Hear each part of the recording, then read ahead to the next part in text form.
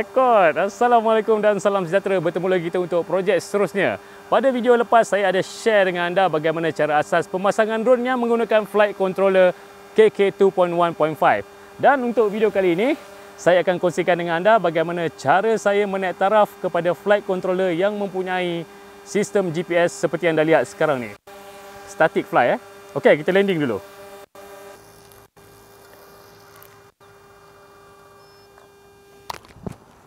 Oleh kerana video ini agak panjang, jadi saya ada letakkan beberapa tajuk kandungan video pada timeline ataupun pada description bagi memudahkan anda untuk membuat rujukan pada masa akan datang. Okey, tanpa membuang masa lagi, jom kita lihat bagaimana cara upgrade flight controller kepada sistem GPS ini di studio. Jom! Pada asalnya inilah drone yang akan kita update kepada flight controller yang mempunyai GPS ini. Nama flight controller ini ialah PixHawk. Ada pelbagai jenama di pasaran dan yang ada pada saya sekarang ini ialah brand Radiolink. Sebelum kita mulakan, apa kata kita lihat apa yang ada dalam kotak brand Radiolink ini. Kita ada bahan utama iaitu PixHawk Flight Controller. Kita ada GPS module, GPS stand, safety switch, power module, buzzer, foam tape dan last sekali 4GB SD card. Itu di antara komponen yang diperlukan untuk menaik taraf drone kita.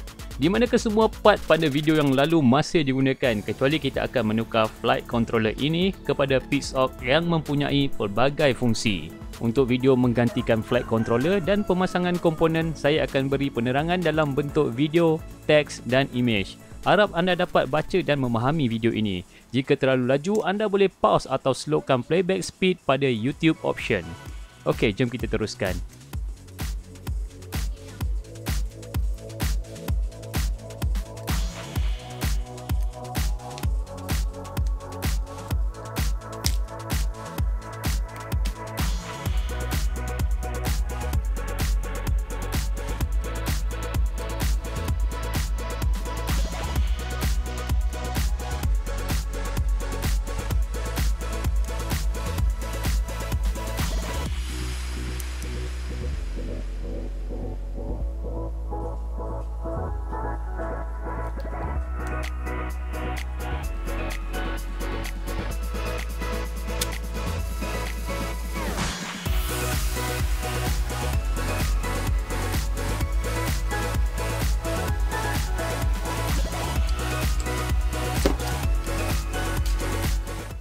Di sini ada kelainan pada penyambungan radio receiver kerana PixHawk hanya menerima signal PPM atau S-Bus untuk receiver. Oleh itu kita hanya memerlukan satu kabel saja untuk membuat penyambungan dari receiver ke flight controller. Dan pastikan juga receiver anda mempunyai fungsi PPM atau S-Bus seperti FlySky IA6B ini. Tetapi kepada anda yang mempunyai receiver PWM biasa, anda perlu gunakan PWM to PPM converter seperti ini.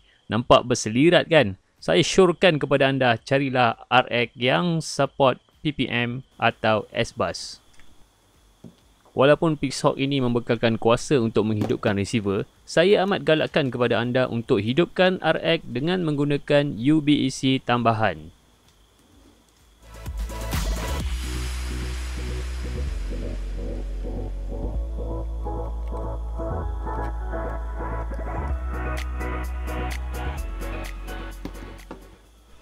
Untuk sambungan motor, ianya agak berbeza dengan KK2 sebelum ini, di mana susunannya seperti ini. Tetapi pusingan motor tetap sama.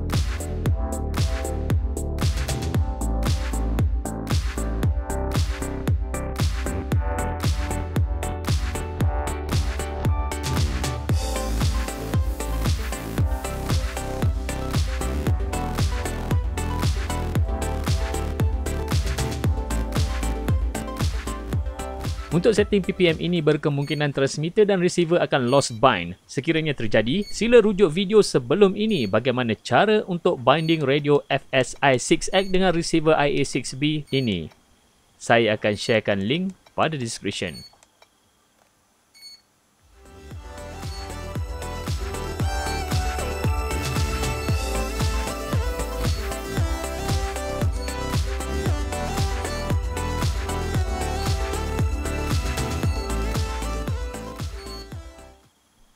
Sekarang kita dah pasang semua keperluan asas yang diperlukan untuk pisau ni pada frame kita. Ataupun kita dah upgrade lah frame kita. Saya pasang macam ni lah. Anda boleh lihat secara dekat. Lebih kurang macam ni. Okay, kemudian saya akan kongsikan dengan anda bagaimana cara untuk kita upload firmware pada flight controller ini menggunakan komputer.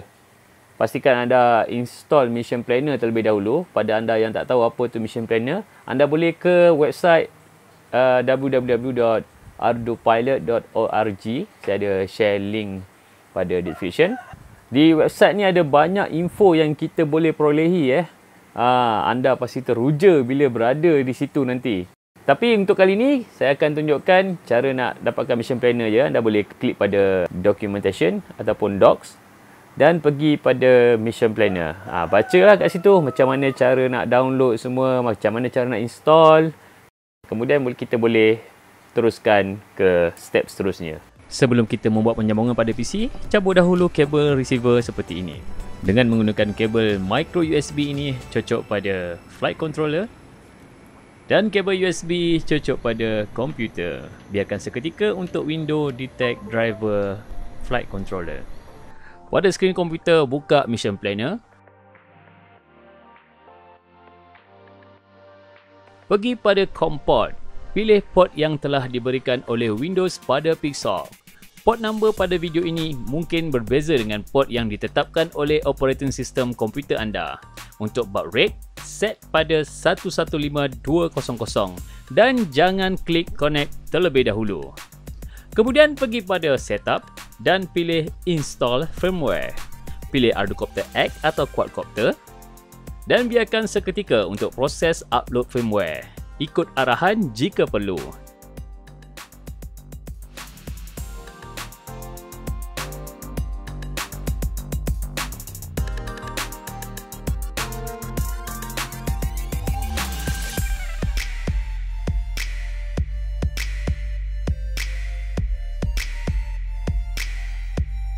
Apabila sudah selesai, kita akan mendengar bunyi buzzer seperti ini.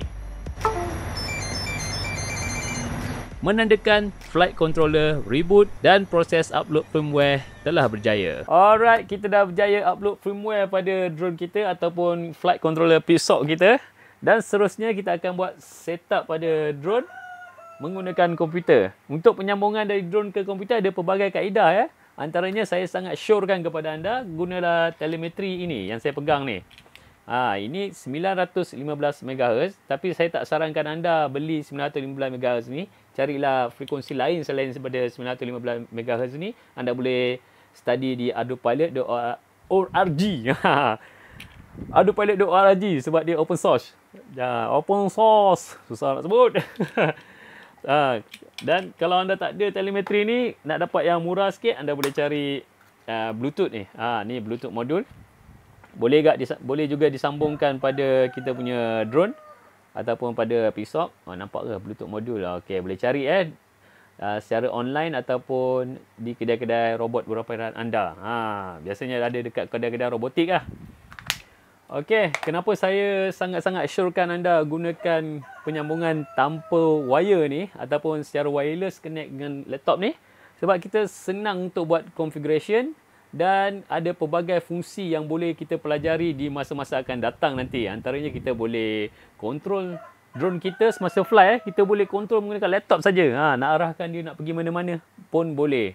Dan banyak lagi sangat banyak fungsi-fungsi yang menarik ada pada Pixel ni.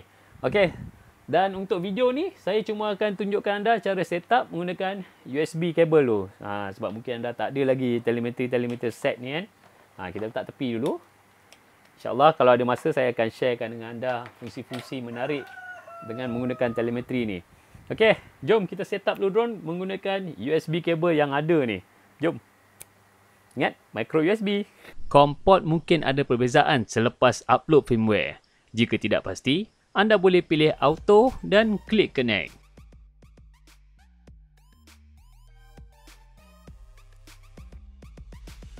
Kemudian kita akan pergi pada setup mandatory hardware. Pilih frame type terlebih dahulu. Kita akan pilih Quadcopter X.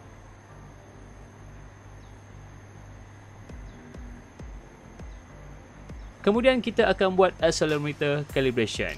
Anda boleh perhatikan video ini bagaimana saya buat accelerometer calibration.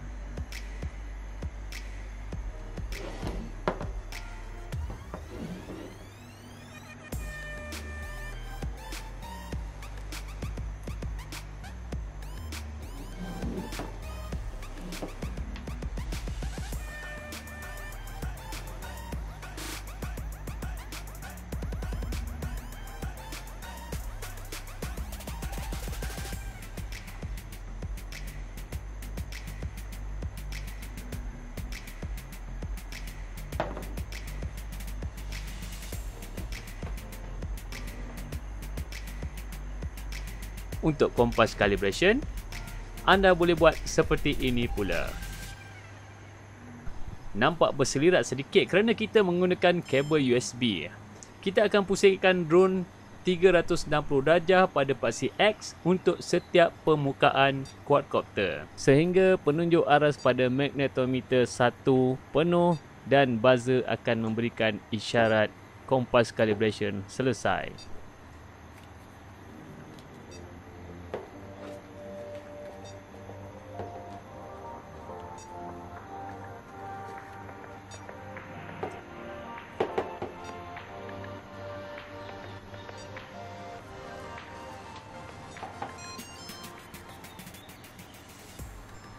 Itu dia, kompas calibration sudah selesai. Jom kita buat radio calibration pula. Okay, sebelum kita mulakan radio calibration, just untuk info lah. Tadi kita dah pasang satu kabel je kan, di mana kita dah set up transmitter kita kepada mode PPM. Okay, untuk mode PPM ni receiver akan hantar 8 channel pada flight controller. Seperti anda lihat sekarang dekat skrin ni.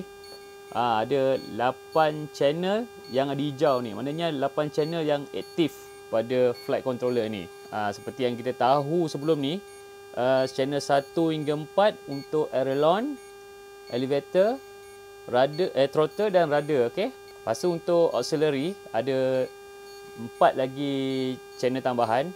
Untuk channel 5 biasanya autopilot gunakan channel, adocopter gunakan channel 5 untuk select mode. Ada 6 mode untuk autopilot ni. Kita akan set kemudian, ataupun saya boleh tunjuk sekarang. Ni ada 6 mode. Untuk dapatkan 6 mode ni, anda boleh tengok cara untuk buat mix pada radio ni. Saya ada share link kat bawah macam mana nak buat mix gunakan radio FS. Radio ni radio FlySky i6 ni. Pastikan dapatkan model yang ada X belakang dia, dengan receiver yang ada PPM. Saya akan share juga pada description. Okay, jom kita buat radio calibration. Proses calibration ini bertujuan untuk flight controller mendapatkan value endpoint, minima dan maksima setiap stick dan switch yang aktif. Gerakkan semua stick dan switch yang telah kita assign seperti ini.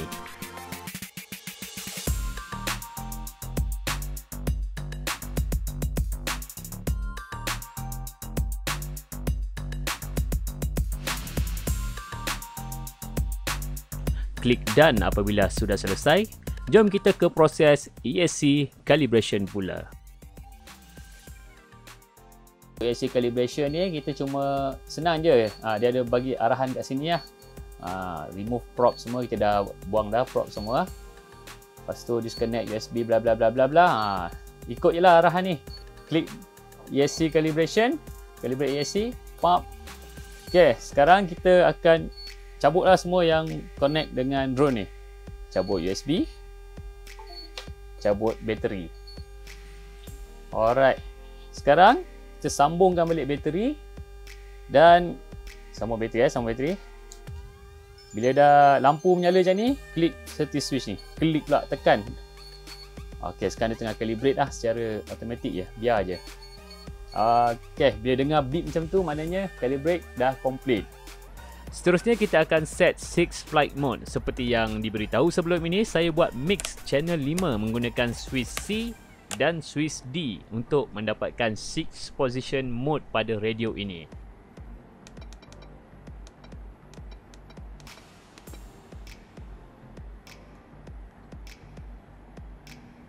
Dan saya setkan flight mode seperti ini. Seterusnya kita akan setting failsafe pula.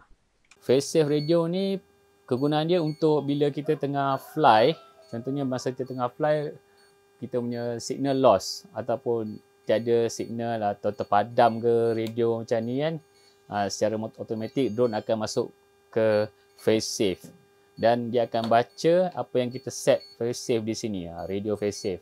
Macam ni kita set always enable always RTL ataupun return to launch. Dan kalau biasa yang fly mission atau fly auto, diorang akan pilih ni lah, enable continue with mission in auto. Kalau macam tu lah. Untuk video kali ni kita tengok pada, kita akan buat enable always return to launch, mana drone akan kembali ke tempat asal mula-mula kita arm bila tak ada signal ataupun radio terpadam habis bateri ke kan. Untuk dapatkan value kat bawah ni 975 ni default 975. Okay, contohnya yang bila kita ada signal sekarang, throttle minimum value dia channel 3 ni untuk throttle 1037. Di mana dia tinggi daripada failsafe ni. Kalau kita off, okay, sekarang value untuk channel 3 ni ataupun throttle 903. Maknanya bawah daripada value yang kita set pada failsafe PWM ni. Automatik drone akan masuk pada failsafe radio. Okey, tu je lah. Harap-harap anda faham lah apa maksud failsafe ni. Macam biasa kita akan check dulu kita akan pastikan semula pusingan motor betul ataupun tidak. Kita boleh pergi pada motor test. Alright, ni optional terpulang pada anda untuk test ke tak. Tapi ia penting juga sebelum kita test kat luar nanti. Sebelum pasang propeller lah. Okey, kita set throttle pada 10% bagi dia pusing. Kalau 5% biasa dia tak pusing. Duration kita pergi pada 5 saat. Okey. Kita boleh set all spin. Mula kita tekan safety switch dulu. Okey, test all motor. Okey, semua berjalan Okey, sekarang kita cek satu-satu. Kita cek motor A dulu. Okey, kita rasa dengan tangan pusingan dia arah mana. Okey, ni counter clockwise. Kita pergi pada motor B. Ini clockwise, betul pusingan dia. Okey, kita pergi pada motor C. Motor C counter clockwise. Cun. Kita pergi pada motor D. Motor D clockwise. Alright, nampaknya pusingan motor semua okey. Sekarang masa yang ditunggu-tunggu. Jom kita cuba fly di luar. Alright, sekarang kita dah ada dekat luar ni kan. Saya akan tunjukkan demo dan beberapa flight mode yang ada pada Ardo Pilot ni.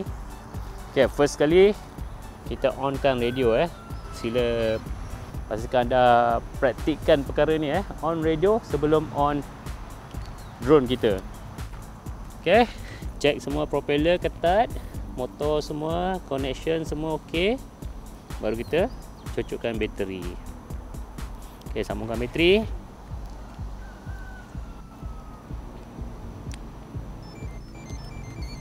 Right. Ya, dulu bagi dia initialize dulu. Kalau boleh kita tunggu sampai GPS lock. Nak tahu GPS lock ke tak, biasa kita tengok melalui mission planner saja, tapi sebab ni kita tak ada telemetri, kita tak pasang telemetri, kita boleh lihat daripada flight controller je. Macam nak tahu dia macam ni. Bila kita tekan safety switch ni, kita on kan dia. Sekarang ni lampu hijau. Lampu hijau berkelip, maknanya semua okey. Tapi dia berkelip biasa je. Dia berkelip biasa, semua dalam keadaan baik. Tetapi satelit tak banyak. Kalau nak tahu dia dah lock banyak tu, dia punya LED ni akan berkelip laju. Hijau dia akan berkelip laju-laju kan. Okey. Sekarang saya nak demo dulu flight. Kita akan arm dalam stabilize mode. Okey, arm dalam stabilize mode. Kita buat pre-flight check dulu. Kita tengok tindak balas stick dengan drone adakah sama ataupun tak. Okey, throttle sikit lagi, sama macam KK2 kita throttle sikit je. Sekarang kita gerakkan pitch, check pitch. Depan, okey, belakang, okey. Okey, sekarang kita akan check roll. Roll, kita check kiri dulu. Kiri, okey. Kanan, okey. Okey, sekarang kita check rudder ataupun yaw. Sekejap kanan, okey. Kiri, okey. Alright. Ni atas jalan tar dia macam keras sikit lah nak bergerak. Kalau dalam permukaan yang licin dia lebih mudah nak bergerak. Okey, kita masih lagi dalam stabilize mode. Kita akan take off. Right. GPS pun dah lock cantik tu. Dia dah berkelip laju. Alright. Take off. Ni take off dalam stabilize mode dah boleh lihat betapa stabilnya dia. Okay, ni stabilize mode. Dia macam kalau KK tu dalam auto level mode. Untuk Ardocopter ni atau Autopilot ni saya tak masukkan mode manual. Sebab mode stabilize dia pun dah tune dah. Macam ni dia tak ada goyang-goyang macam kita tengok KK2 sebelum ni bila pitch macam ni je. Bila roll macam ni dia kan goyang-goyang kan masa KK2 kan. Yang ni dia smooth je. Okay, seterusnya saya akan demo take off dengan dalam mode altitude hold dengan mode loiter. Yang ni senang, sangat senang control. Okay, kita masuk mode loiter. Kita masuk mode ni dulu lah, altitude hold dulu. Altitude hold, arm. Tapi kena jaga ni pitch dengan roll. Okay, sekarang masuk mode altitude hold, take off. Naikkan throttle ke 65%. Okay, dia akan take off. Okay, dah dapat ketinggian yang kita nak. Masuk balik mode. Masuk throttle 50% semula. Okay, throttle 50%. Ni macam biasa lah, altitude hold tadi. Sama juga, kita boleh control macam biasa je. Alright. Okay, landing semula. Nak landing altitude hold ni senang. Kita masuk pula. Kita pergi throttle pada 30%. Okay, kita dapat landing. Kita pergi mana-mana nak landing. 30%, dia akan landing. Tak payah control throttle dah. Control ni je kalau nak dapatkan position dia untuk landing. Alright. Sekarang kita akan masuk disarm dulu. Saya akan demo mode loiter, take off dengan landing. Alright. Kita take off dulu. Alright. Banyaknya alright. Okay, take off sama macam altitude hold tadi, 65%. Tapi kali ni kita tak payah control apa-apa. Throttle 65%, kita biar je. Nanti dia naik, lepas tu dah dapat ketinggian yang kita nak, kita lepas je. Alright. Lepas pula. Throttle 50% balik semula. Alright. Arm. Throttle 60% atau 65%. Kita take off, dapat ketinggian yang kita nak, pergi ke 50% semula. Macam tu lah take off untuk loiter. Senang kan? Tapi ia bergantung pada satelit yang diterima oleh drone jugalah. Kalau satelit sikit, dia akan melilau kan. Macam sekarang ni kan, dia ada drift sikit sebab satelit tak banyak. Kalau saya tengok daripada mission planner pun, kawasan ni memang dia punya position dia bergerak-gerak bila kita pasangkan bateri. Kalau boleh buat dekat kawasan lapang, cun macam Padang ke, tapi oleh kerana sekarang ni MCO kan, kita tak boleh nak pergi Padang semua. Test belakang rumah jiran saya ni je lah. Dia drift ke kanan dah pula. Tapi yang memang kita boleh kontrol. Segi ke tengah sikit Okay, ni bawah pokok yang agak tebal sikit pokok ni. Bagi tempat open sikit. Okay, atas sikit lah. Kita bagi open dan tinggi sikit. Alright. Okay. Sekarang ni loiter, saya akan masuk RTL. Saya assignkan dua-dua switch ke bawah, dia akan masuk ke RTL. Okay, RTL. Okay, drone akan balik ke tempat yang mula-mula kita arm tadi. Tak nampak sekejap. Okay, ni drone dah balik. Dia akan landing. Dia akan landing secara automatik lah. Kita boleh kontrol lah. Input stick masih lagi boleh diterima. Alright. Dia akan landing dan disarm automatic. Remote tak payah buat apa-apa. Okay, to return to launch mode. Okay, jom kita landing pula dalam loiter mode. Okay, nak landing dalam loiter mode sama macam tilt hold.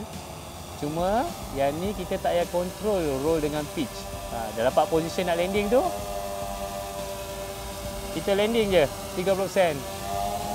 30%, dia akan landing.